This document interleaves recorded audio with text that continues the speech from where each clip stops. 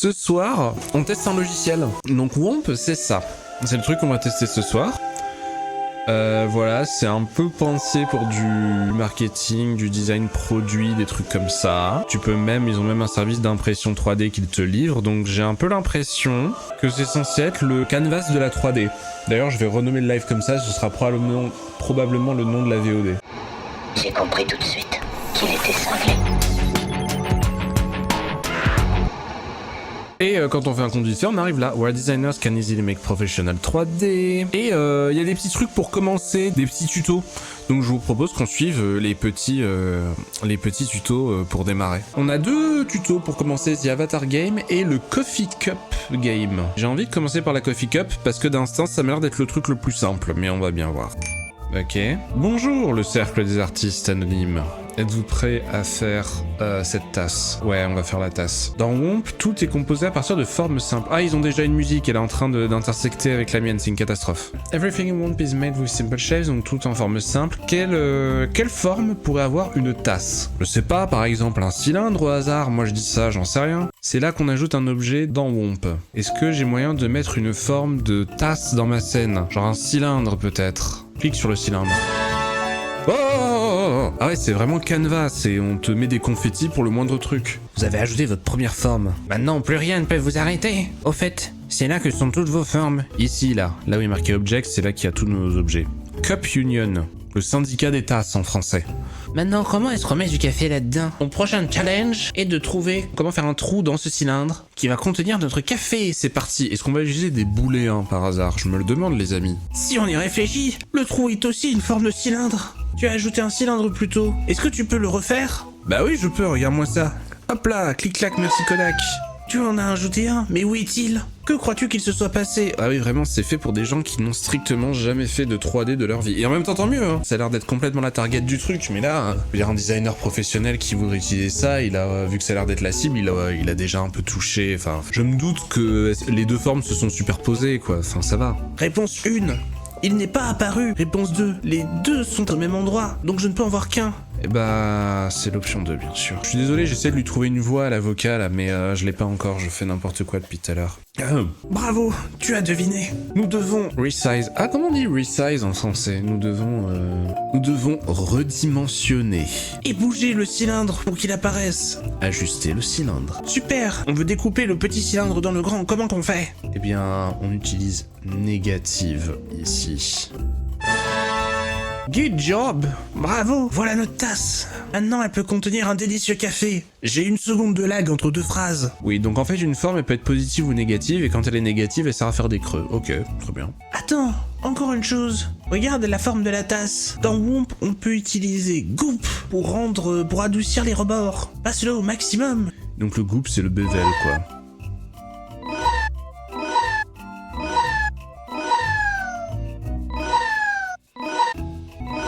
Ok, un pur plaisir.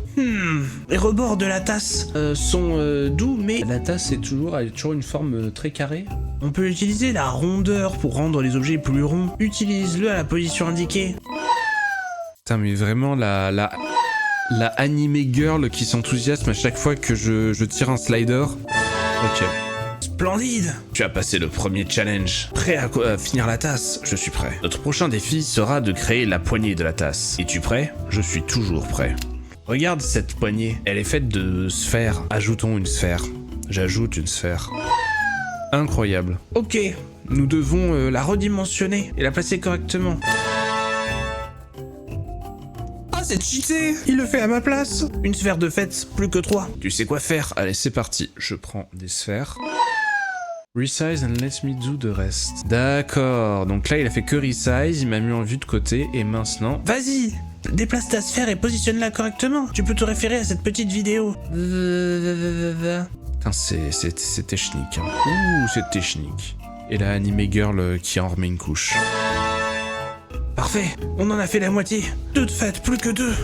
Mais attends, ajoutez des sphères encore et encore. C'est un peu répétitif. Je te le fais pas dire, mon petit avocat. Dupliquons nos sphères. Clique sur le bouton ci-dessous. Dupliquer les sphères. Voilà, la sphère est dupliquée, mais elle est au-dessus de l'autre, alors faut la déplacer. Ah, là aussi ça marche. Putain, mais la anime girl est de partout. Et hop! Incroyable. Putain, mais ça suffit les confettis, on se croirait vraiment sur Canva, hein. Allez, on refait la même chose, c'est super. Attention, la anime girl, vous êtes prêts? Roulement de tambour. Et hop là! Ça fonctionne en meatball entre guillemets, c'est-à-dire que les objets 3D, dès qu'ils sont très proches les uns des autres, ils vont essayer... Ah, je peux pas vous montrer zoomer, mais ils vont créer d'eux-mêmes une jonction, vous voyez, là, entre les deux, il y a une espèce de petite jointure qui s'est créée. Dans Blender, c'est les meatballs, ça. Bref. On a fait 99% du travail. Encore un petit peu, et ce sera l'excellence. La poignée a l'air groppie, je sais pas ce que ça veut dire. Saurais-tu comment gérer ça? Mais je sais, il faut qu'elle soit moins goupe. Ah, il n'y a plus qu'à faire la petite... la coupelle. Allez, t'es dans la dernière ligne droite. Ceci est la soucoupe que tu vas faire. Tu es prêt pour le dernier challenge? Let's go. Alors, let's hide this cup. Alors, cachons cette tasse pour nettoyer notre espace de travail. Clique sur l'icône d'œil dans la scène... Gna gna gna gna. Là, on clique sur l'œil. Ok, c'est parti. Oh là là, la anime girl. Alors, par quelle forme on devrait commencer? Voilà une belle question. Pour faire un saucer? Bah écoutez, on va faire un cylindre très aplati, non? Bien joué! Il a l'air un peu grand pour notre coupelle. Rapetissons-le. On va le rapetissons. Ah, tu sélectionnes une arête comme ça et tu la déplaces et ça bouge la forme du reste. Ah! Voilà, quand elle crie, c'est qu'on sait que c'est la bonne taille. C'est comme ça qu'ils fabriquent les soucoupes, hein. Il y a un mec qui fait une extrusion dans un cylindre et dès qu'il a atteint la bonne hauteur, il y a une meuf qui hurle et c'est bon, il sait que c'est bon. Oh là là! Assurons-nous que la soucoupe soit plus large que la tasse. Bah en vrai, oui. Tu peux utiliser le bouton ci-dessous pour l'élargir. Élargir. Je vais appuyer sur le bouton élargir. Attention, vous êtes prêts? Élargir. Incroyable. Parfait. Mais les rebords ne sont pas bons. On doit les arrondir. Rondeur. Putain, bravo à tous. Il serait facile de renverser son café sur sa soucoupe. Comme avec la tasse, il va falloir créer un creux. On prend ça... On l'ajuste, arrêtez de crier s'il vous plaît, on passe en négatif, et là on met du goop. Allez, super. Bravo, tu as atteint l'étape finale. Ajoute des matériaux et des couleurs pour la rendre plus unique. Montre-nous ton côté créatif. Customisons la cup. C'est parti. Make this your cup, fais-en ta tasse. Bon, le petit rendu 3D direct, il marche bien, c'est... Mais non! Ah putain, j'ai mis ce clic. Ah, je me déteste. Putain, je voulais custom ma tasse, non. Voilà. Alors, là. Métallicité. Yes, elle est full métal. Rugosité. Elle est soit full miroir, soit full rugueuse. Elle est full miroir. Vert. C'est aussi du vert. Elle est tout en même temps. Elle est transluante. Et le background, je peux le changer. On va se mettre dans une ambiance un peu café. Couleur café. Vous avez la ref? Michel Polnareff, incroyable. Shuffle Materials. Allez, on fait des trucs au pif. J'adore. On continue. Continue le learning. Allez, est-ce que vous êtes prêts pour le Avatar Game finalement? Et après on fera un truc de nos propres mains. J'espère qu'on va apprendre de nouvelles choses avec le Avatar Game. C'est le retour de Ronaldo l'avocado. Welcome, cercle des artistes anonymes. Tu es prêt à t'y mettre? Ah ouais, grave mon gars. Premier challenge, rapproche tes oreilles. Facile comme tout. Regarde le gif ci-dessous pour savoir comment faire. Et bonne chance. Sélectionne l'oreille et je la... Ah, c'est de la symétrie? Mais c'est de la triche, tout est déjà fait. Bien joué. Bah écoutez, nickel. Je pense que tu sais maintenant comment rapprocher le cou du visage. Sinon, utilise le gif pour t'aider. Ça va, j'ai pas 4 ans. Impeccable. Ça ne ressemble pas à un visage. Ça a l'air un petit peu... goupy. Je sais pas ce que ça veut dire goupy. Donc il faut enlever le goop. Le goop qu'on adorait tout à l'heure, maintenant on le déteste en fait. Et voilà. Allez, faisons des yeux et des oreilles. Alors, des yeux et des oreilles. En gros, qu'est-ce qu'il faut faire là? Il faut monter les yeux en haut, comme ça, et rapprocher ça pour faire des oreilles. Et ça, ensuite, ouais, faut les rendre négatifs. Faut tout rendre négatif, d'accord. Boss fight. Ton visage a toujours besoin d'yeux et de sourcils. Montre-moi ce que tu sais faire. Allez, il faut créer des yeux et des sourcils. Le boss fight, c'est de créer des yeux et des sourcils. Eh bah, dis donc. C'est musée Grévin Simulator ou quoi? On rigole, mais... Attends, je suis désolé, quand elle a fait waouh, j'étais là à peu près, hein. J'étais là. Voilà. Donc là, on considère que c'est bon. Et là, pareil. Eh bah écoutez, c'est validé. Il est magnifique, hein. Ah, Oh, mon design! Vous m'avez tout pété mon design, respectez ma créativité. Et si on lui ajoutait un joli petit chapeau, ainsi qu'un corps? On peut lui ajouter un chapeau ou un corps. Qu'est-ce qui vous semble prioritaire dans la vie pour ce petit avatar? Il a plus besoin d'un chapeau ou d'un corps? D'un chapeau, bien sûr. On va tout lui donner. On va tout lui donner, y compris notre amour. Un choix fantastique, ton avatar a maintenant un super look. Mais attends, c'est pas fini. Regarde, ce texte qui s'est ajouté derrière lui. C'est cool, non? Vous adorez les textes, vous les Jones. Vous savez lire, vous lisez des livres. Genre, La Belle et le Clochard, Amélie Nothomb ou encore Michel Houellebecq. Maintenant, et si on en faisait un poster incroyable de tout ça? Sélectionne tous les éléments que tu veux dans ton poster. Ah bah je les veux tous, fondamentalement. Bien choisi. Essaie de customiser la disposition. Clique sur n'importe quel objet. Des flèches apparaîtront pour te donner le pouvoir de les déplacer dans l'espace et de créer ton image parfaite. Clique sur continuer. On va faire un truc extrêmement mature. Voilà, ouais, c'est pas mal comme ça. Un genre de nez. Est-ce que ça ferait pas un meilleur nez? Non, c'est un peu gros. Non, ça lui fera des bras. Regardez, là il a un petit bras. Hop. Et là il a un autre petit bras. Hop là. Il est très heureux. Alors, visage, la couleur du visage. Par là on est pas mal. Ouais, ça m'a l'air... C'est un bon texte ça, vous en pensez quoi? Est-ce que je veux en faire mon profil picture? Oui, bien sûr. Nickel. Return home. Ok, bah c'était... Écoutez, c'était incre.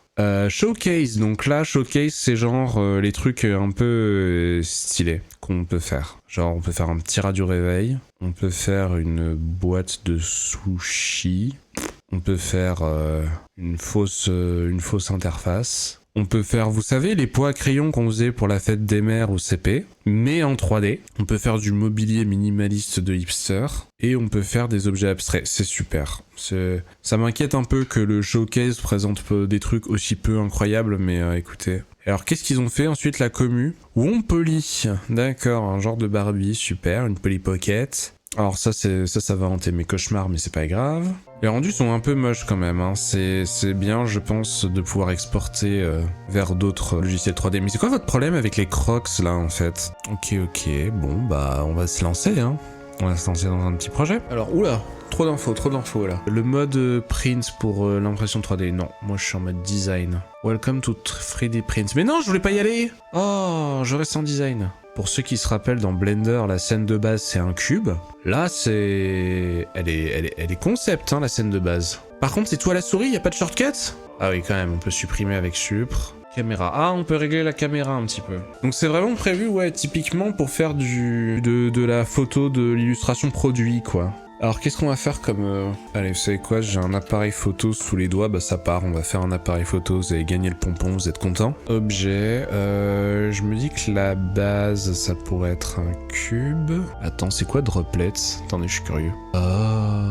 En fait, c'est composé de plusieurs trucs. Oh là là, vous voyez, il y a des points là à gauche, j'avais pas vu, oui. D'accord. Ah, j'aime bien ça. Parce que ça permet vraiment, là, tout de suite, de faire des trucs un peu, genre... écriture à la main fluide en 3D. Ah, c'est très cool. On s'en servira peut-être après. Allez, au revoir. Appareil photo. On se concentre.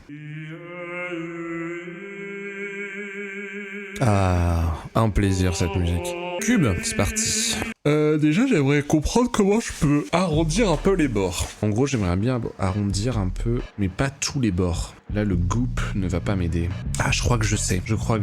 Ah, alors... C'est ça. Voilà. Ouais, là, voilà, je vais enlever la roundness. Au niveau des proportions, on est encore un peu... Voilà. Là, on est pas mal. Et donc ensuite, ce qu'il faudrait, c'est ajouter de l'arrondi sur les bords, ici et là. Alors, comment on va faire ça? Peut-être avec un cylindre. Hop, voilà, la petite symétrie qui va bien... Ah, c'est pas mal ça. Alors, je le fais un peu à vue de pif. Hein. Bah, pourquoi ils sont décalés mes trucs? Ah, parce que ça c'est décalé de base. Ok.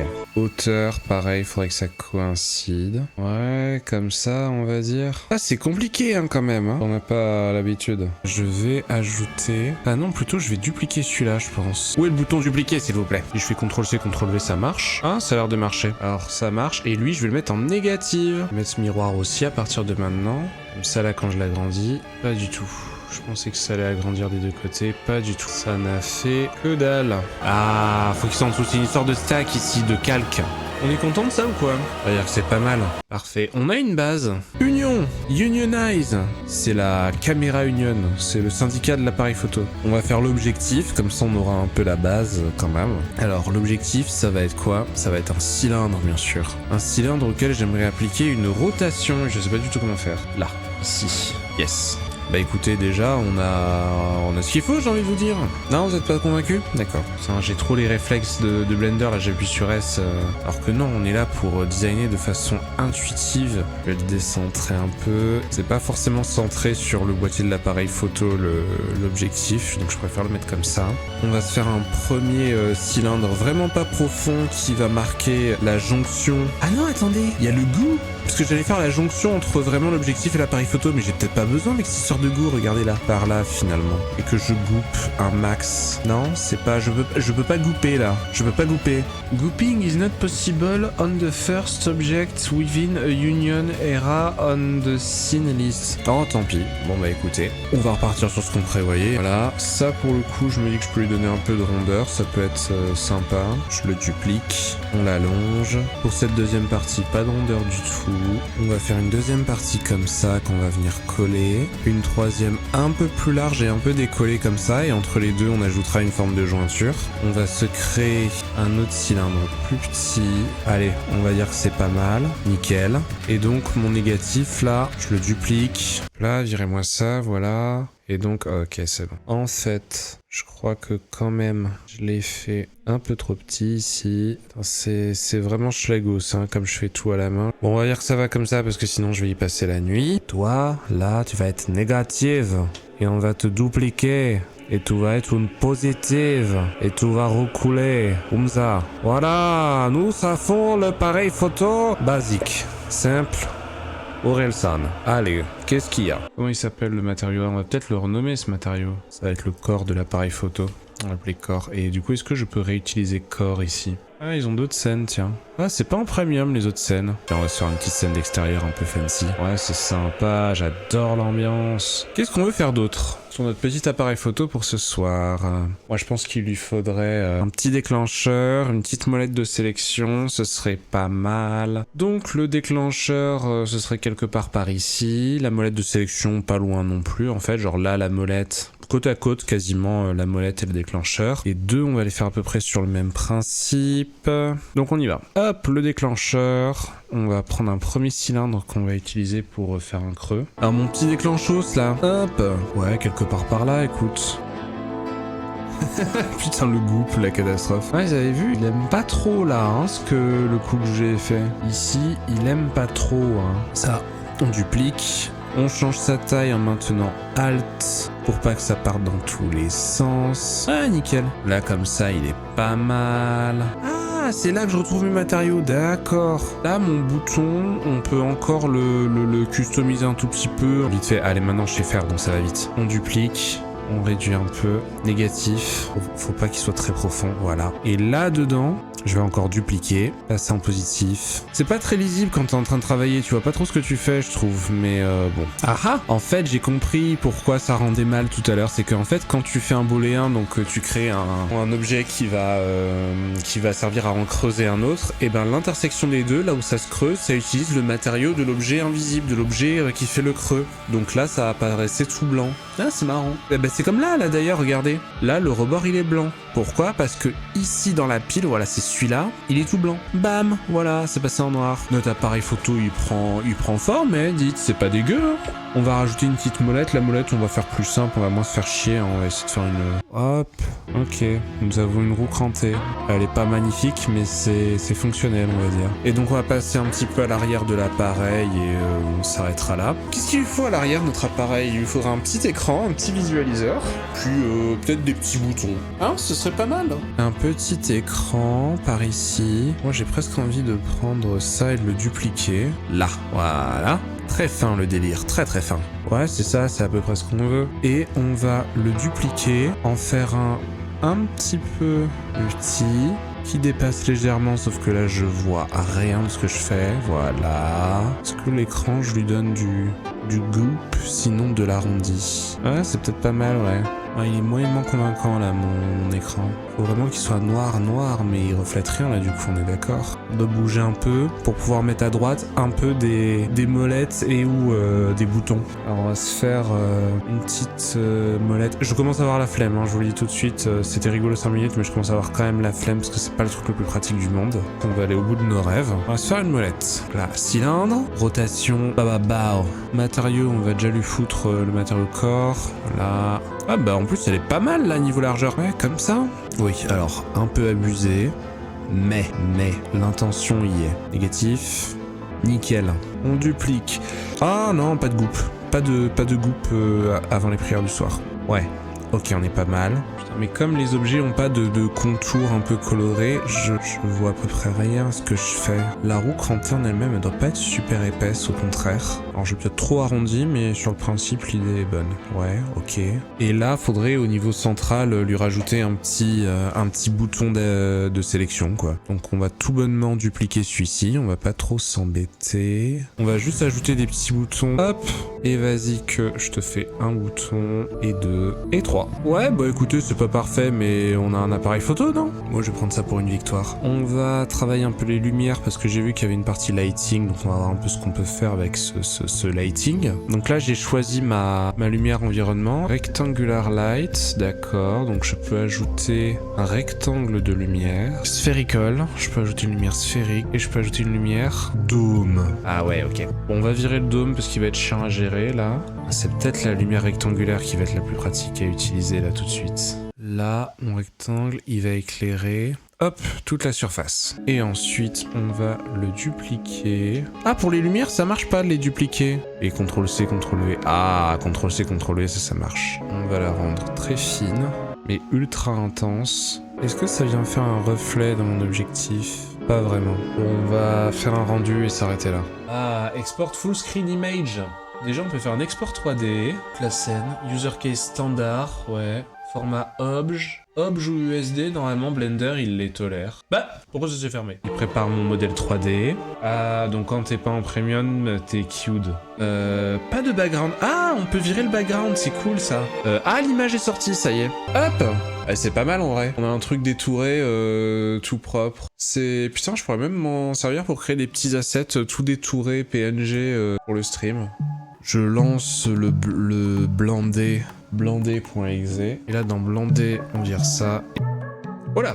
Et il y a toujours les matériaux, a priori. Est-ce qu'on se passe en Eevee vite fait? Ouais. Bah écoutez, les matériaux sont là. Et là, quand je vais dedans et que je décompose, pardon, je passe en... Ouh là là là là là là là, putain, la cata. Oh. Ah ouais, le mesh est une... catastrophe. Putain, mais c'est humain de faire un truc aussi moche? C'est à se demander s'ils ont pas merdifié le mesh exprès pour que dans la version pro, tu puisses avoir un truc clean. C'est assez fou parce que c'est à la fois dégueulasse et à la fois, il y a beaucoup trop de points, ce qui bouffe 8000 fois trop de ressources pour rien. C'est tellement moche et pas optimisé en même temps, c'est génial, quoi. Ah ouais, là, c'est festival, hein. Waouh, qu'est-ce que c'est que ce truc? Bref, donc, modèle à peu près complètement inexploitable. Oui, pour quelqu'un qui démarre, outil rigolo à utiliser pour faire un peu des tests, ses premières armes et tout, mais en vrai extrêmement limité. Alors est-ce que c'est parce qu'on a utilisé la version gratuite? Je trouve l'interface un peu supportable, il y a plein de trucs qui se chevauchent tout le temps. Mais même en faisant un objet basique, vous voyez combien d'objets on a dans la scène, combien on a de cylindres? C'est une orga pour s'y retrouver, hein.